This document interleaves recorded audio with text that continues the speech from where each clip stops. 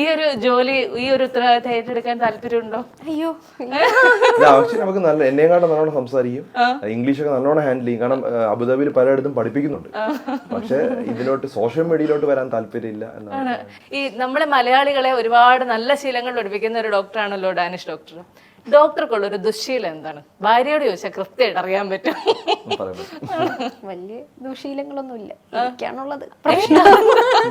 അല്ല, എനിക്ക് ഉറക്കമൊക്കെ അത്ര കറക്റ്റ് ടൈമിന് ഉറങ്ങാൻ എനിക്ക് ഭയങ്കര ബുദ്ധിമുട്ടാണ്. പക്ഷെ എനിക്കാണ് എല്ലാം കറക്റ്റാണ്.